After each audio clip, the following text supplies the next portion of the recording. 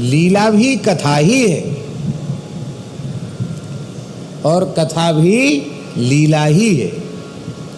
कारण आप भावपूर्वक कथा कहिए सुनिए तो कथा कथा नहीं रह जाएगी, कथा लीला बन जाएगी। आपको दृश्य आपके भीतर उपस्थित होने लग जाएंगे, भाव के दृश्य, भाव राज्य में वे सब लीलाएं सत्य होने लग जाएंगी।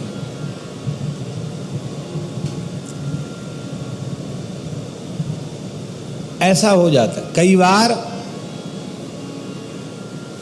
कथा के साथ लीला चलती है। पूज्य सद्गुरुदेव श्री भक्तमाली जी महाराज की उपस्थिति थी टीकमगढ़ में एक यज्ञ में। दास को ही वहाँ कथा कहने के लिए आज्ञा मिली थी। हम कथा कह रहे थे और महाराज जी जैसा पक्का श्रोता, एक जैसे विग्रह जैसे मूर्ति जैसे बैठ के महाराज जी कथा सुनते। गर्मी के समय में कथा यज्ञ था, गर्मियों में यज्ञ होते हैं, कथा भी गर्मियों में ही हो रही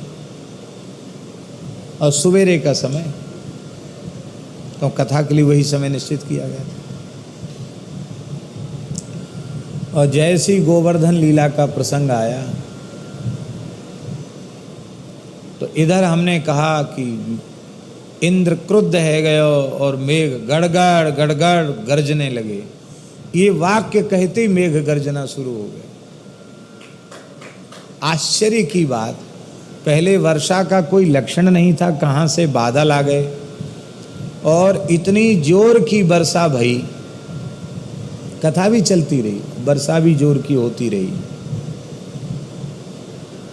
बुंदेली में कहते पौरा बह गए, माने जहाँ बैठे थे लोग वहाँ सबके ऊपर से जले, ये सब बैठे और ऊपर से पानी बह रहा है।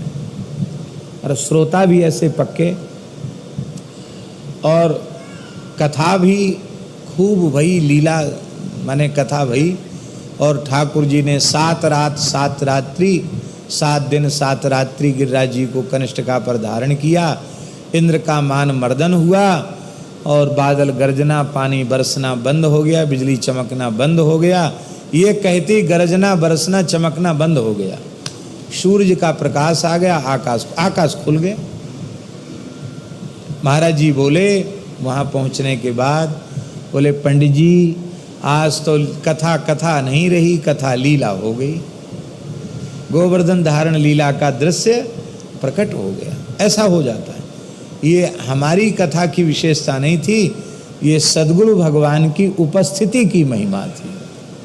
वो जिस भाव राज्य में बैठकर श्रवण कर रहे थे उस राज्य में कथा नहीं रहेगी, कथा भगवान की लीला होगी। भगवान की कथा श्रवण अवश्य करना चाहिए। मैल अभिमान अंग अंगन छुड़ाइए। ये भगवान की कथा जो है ना, वो भक्ति महारानी के श्री अंग का उवटन है। भजन साधन में भी मैल आ जाता है। अत्यंत निष्काम भाव से साधक भजन साधन में लगा है, भगवत सेवा में लगा है, भगवान की भक्ति करने में लगा है, पर उसमें भी मल आ जाता है। अरे हम रात्रि को 2 बजे उठ जाते हैं, 1:30 बजे उठ जाते हैं, 2:30 बजे उठ जाते हैं। हम तो 4 बजे जमुना जी में गोता ही लगा लेते हैं। ये देखो 8 बजे तक सो रहे हैं। हम इतना लाख जप लेते हैं, ये तो बिल्कुल नहीं जपते, 1 माला भी नहीं करते हैं। ये जो साधन का अहंकार है, ये भक्ति महारानी के श्री अंग का मैल है। और ये कथा सुनकर जाएगा।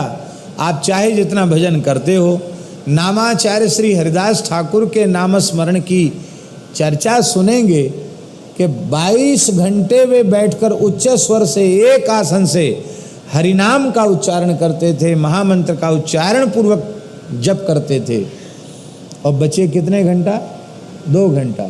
2 घंटे में शरीर की सारी क्रिया, उसी में भिक्षा ग्रहण करना, सब कुछ कर लेना 2 घंटे के भीतर। फिर 22 घंटे बैठकर नाम का वैखरी वाणी से उच्चारण पूर्वक जप करना।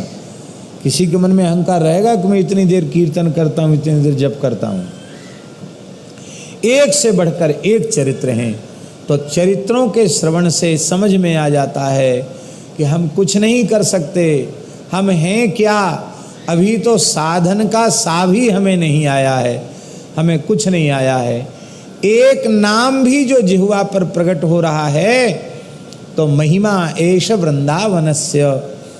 राधा सुधानिधि जी में ये बात कही गई है कि कहाँ तो श्रीधाम वृंदावन, कहाँ युगल के नित्य विहार रस केली, और कहाँ प्राण्य हम गर्ह्य कर्मा, कहाँ में अत्यंत गर्ह्य कर्मा प्राणी। पर ऐसे प्राणी की जिह्वा पर भी श्री राधा नाम आ गया। कैसे आ गया? बोले फिर भी राधा नाम जिह्वा पर आ गया, ये हमारी महिमा नहीं है, महिमा एष वृंदावनस्य, ये श्रीधाम वृंदावन की महिमा है, ये धाम की महिमा है। इसलिए भूले भटके यत किंचित भी साधन बन रहा है, इसमें अपना पुरुषार्थ नहीं है, इसमें हरिगुरु संतों की कृपा, धाम की कृपा ही मुख्य है। जहाँ ऐसा भाव मन में आया नहीं कि मैं करता हूँ या मैंने किया, वहीं से भजन की उल्टी गिनती शुरू हो जाती है।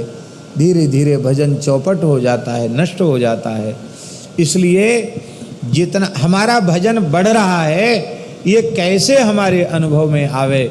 हमारा दैन्य बढ़े तो हमारा भजन बढ़ रहा है, और हमारा दैन्य नहीं बढ़ रहा है तो हमारा भजन घट रहा है। जितना भजन करते चले जाएं उतनी दीनता हमारे भीतर आती चली जाए, उतना अधिक हम अहम शून्य होते चले जाएं, तो समझ लेना कि भजन ठीक रास्ते पर चल रहा। अभी ठीक ठीक से भजन हो रहा भगवत कृपा से, ये समझना चाहिए। माई मेरे श्याम